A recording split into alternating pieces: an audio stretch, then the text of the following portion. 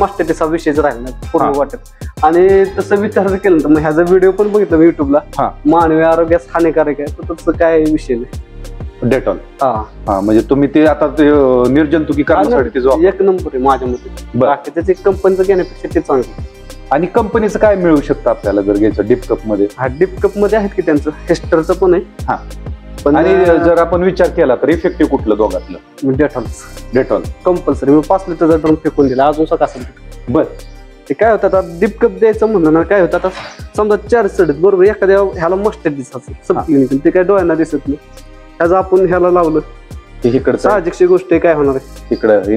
Infection साहजिकची गोष्ट नाही होणार. मग मी काय केला विषय, आता तुमचा कसला राड असतो एक वाट्यात, म्हणजे पावसाचं होतो का नाही चिखल हे, त्या दिवसात सुद्धा फक्त मी काय करतो आता डिलावलच्या मशीनीत बेनिफिट माझ्यासाठी चांगला आहे की डिलावलच्या मशीनी अशा आहेत की तुमचं जे दूध आहे पूर्णपणेच काढून घेतात, मागे पिळायची गरज पडत नाही. बरोबर बरोबर. मग त्याच्यामुळे काय होतं की डिप कप किंवा ह्या बांधगडी करायची काय गरज आहे? काहीच गरज नाही ना, कारण दूधच राहत नाही. डिप कप केलं की तो साईड इफेक्ट 100% जाणवतो. एका गायपासून दुसऱ्या गायला मास्टरटीज जाणार म्हणजे जाणारच 100%. म्हणजे स्वानुभवून सांगतो ही गोष्ट. बरं तुम्हाला तसा दागा फटका बसलाय. बरं त्याच्यामुळे ती मी बंद करून टाकलं वापरून डिप कप मी. पण साईड इफेक्ट जास्त त्याचे असं.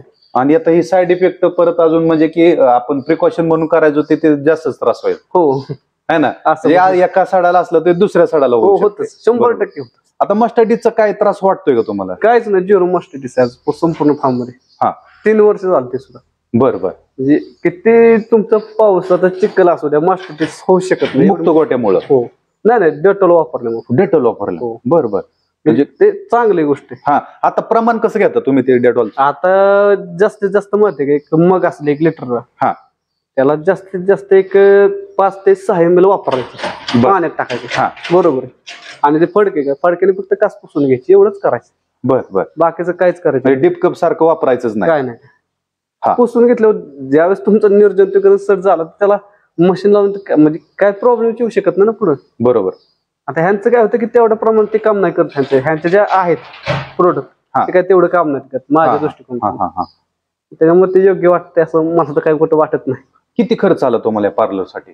आता पार्लर साठी म्हणलं आपण बनवून घेतलेला पार्लर आहे तर ह्याला 11 लाख रुपये गेले संपूर्ण बनवायला. 11 लाख? हो. बर.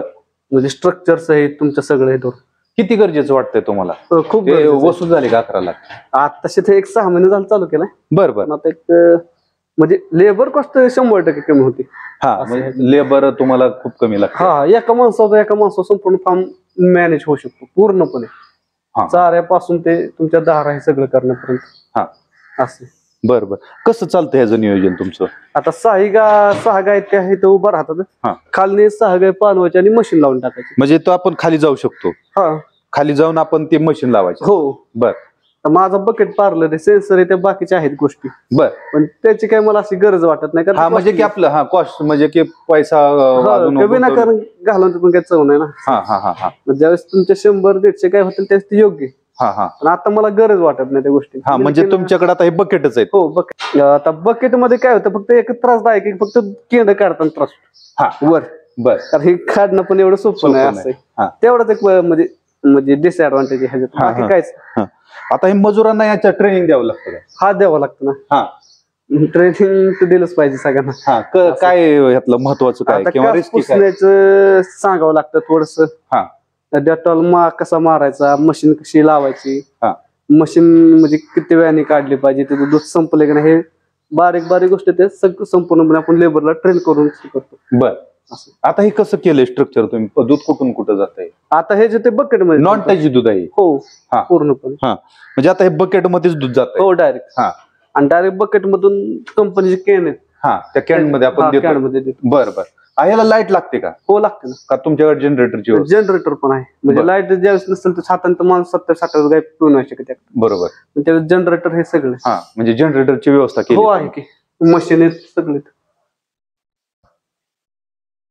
हे जनरेटरची व्यवस्था खूप मोठा जनरेटर आहे. एवढं लागते? 7.5 kV लागतो ना मशीन मोठी. बर. आता ते स्पेअरला ठेवली का मशीन? हो लागतेच, कंपल्सरी लागतात मशीन. मग आता स्पेअरला मशीन ठेवलेलं त्याचा पण खर्च तुम्हाला? मशीनला काही खर्चच नाही. म्हणजे स्पेअरची मशीन का हे त्यांच्या बरोबर एक फ्री दिली असते? नाही स्पेअरला ठेवाच लागते. ठेवावं लागते. हो. काय किंमत आहे या मशीनची? आता नवे जर घ्यायला गेलं तर 2,10,000ला 2 बकेट आणि 1 मशीन 340. 2 bucket 1 machine. हो, 1 मशीन. हा, आणि तुमच्याकडे आता 3 मशीन आहेत हो, थोडक्यात. आहे. बर. ते दुसरी ती 170ची बारकी ती. हा, म्हणजे लाईट कंपल्सरी लागते. हो, लागतं. हा हा. आणि हे तुम्ही म्हणजे गाय तिकडून येणार? हो, तिथं पलीकडच्या साईडला वेटिंग आहे. हा, त्या साईडला मग तिथून मग अशी चालत ज्यावेळेस तिचं टायमिंग होईल त्यावेळेस आतमध्ये घ्यायचं 6 गाई. हा, मग ते बंद करायचं गेट. वळीने येतात त्यांच्या. त्यांच्या. बर. आणि परत धार झाली की हो, तिथून आता पुढून त्यांच्या कप्प्यात जातात. हा हा हा. बर बर बर. असं म्हणजे की स्ट्रक्चर खूप महत्वाचं आहे. हो, म्हणजे की एक माणूस पण खूप साऱ्या गायी सांभाळू शकतो, हो, परंतु सहज. तुमच्याकडे ते सगळं स्ट्रक्चर पाहिजे. हो, त्यासाठी सगळं भांडवलाची पण गरज हो, आहे. गरज आहे. बरोबर. सामान्य शेतकरी करू शकत नाही. हा, तसं असं नाही की म्हणजे एवढं, म्हणजे आता समजा ज्याच्याकडे 20-25 गाय ते 4 खोड्याचं पण बनवू शकतो. हा हा हा. बरोबर म्हणजे आहे. प्रमाण थोडंसं कमी. हो, आणि काही एक मशीन असली तरी चालतं. तसं काय हा, असं अडचण नाही. एवढं असं स्ट्रक्चर उभं करावं असं काही नियम नाही. बरोबर. पण पावसाळ्यात आपल्याला आता समजा तुमचा गोठा असतो, गोठा जरी खड्डा केला आणि बांधून घेतलं तरी सुद्धा काहीच अडचण नाही. हा हा हा असं म्हणजे कमी कॉस्ट मध्ये होऊन जातं ते. हा हा हा. असं. बरोबर. म्हणजे की जास्त आपल्या डोक्यात जसं तुम्ही सगळे पोल्ट्रीचं शेड तुम्ही ह्याला वापरलं, हो, त्याची काहीतरी जुगाड केल्यानंतर शेतकऱ्याला पण ह्याचा मार्ग मिळू हा, शकतो. 100%. बरोबर. मजूर किती वापरताय आता तुम्ही याच्यासाठी? आता सध्या तर 2 मजूर आहेत सध्या. 2. हो, म्हणजे फक्त इथलं गोठ्याचं मॅनेजमेंट साठी हा, तेवढाच विषय. आता पहिल्यापासून 2च मजूर आहेत का काय? नाही, आता 15 दिवस झाला तर आपण स्वतः बघायचं. एकटा? हा, बर बर. म्हणजे एकटा तुम्ही सगळा फॉर्म पण समजायचा चालवायचा? पूर्णपणे. बर. मग धारा काढणं असेल त्यांना खुराक ठेवून खुराक ठेवणं, चारा आहे सगळं. हा हा हा. कारण माझ्याकडे मशीन त्याच्यामुळे काय अडचण नाही. बर बर. असं म्हणजे की मशीन असतील तर मग तुम्हाला लेबरची काहीच गरज काहीच गरज नाही. ह्या धंद्यात कसं आहे की लेबर शिवाय पर्याय नाही ना. हा, बरोबर आहे. बरोबर. पण लेबरचं कसं आहे की आज तुमच्यापाशी आहे पण उद्या राहिल्याची गॅरंटी नाही ना काय. हा हा. त्यासाठी ते मशिनीवरती जास्त भर देणं गरजेचं आहे. गरजेचं. बरोबर. म्हणजे आता या पडीच्या काळामध्ये पण तुम्हाला चांगल्यापैकी तो धंदा परवडतो. हो, परवडतो. पण जर दर चांगले मिळाले तर तुम्हाला नक्कीच अजून धंदा परवडेल. हो, आणि आता हे केले हे तुम्हाला लाईफ टाइम झालंय हो, सगळं लाईफ setup. टाइम. तो पण तर गाय काय व्यवस्थितपणे पाहणं सोडत नाही. बर. त्याचा पिरियड किती असतो? 7 मिनिटाचा असतो जास्तीत जास्त. बरोबर आहे. म्हणजे की 10 ते 5 मिनिटात 7 मिनिटात व्हावी. झालीच पाहिजे. तर ते हार्मोन जर ते डेव्हलप नाही झाली किंवा त्याचे नाही झालं तर दूध देणार आहे कधी काय? हा हा. नाही देऊ. शेतकरी काय करतात कधी कधी त्याला जास्त बोधरेशन मध्ये ठेवतात, जास्त टेन्शन मध्ये ठेवतात. टेन्शन मध्ये आलेला माणूस कुठलाही असो असा व्यवस्थित उभा राहू शकतो किंवा हा, एखादं किंवा काम कार्य करू शकत नाही, करू शकत नाही. त्याच्यावर जेवढी टेन्शन फ्री राहील ना गाय तुमची तेवढं चांगल्या प्रकारे दूध देते. असं. बरोबर. हा, मग आणि ते एक- हार्मोन्स सिक्रेट झाल्याशिवाय तुमचं हेच होत नाही, गाय हो. पूर्ण पान होत नाही पाहू शकत किंवा ती दूध देत नाही. त्यासाठी तिची मानसिकता खुली पाहिजे. हा, संपूर्ण. मानसिकता पूर्णपणे. म्हणजे काय होतं, काय काय शेतकरी काय जबरदस्तीने पण हे करतात ना, हा हा ते करणं चुकीचं आहे. हा हा. असं पण. बरोबर.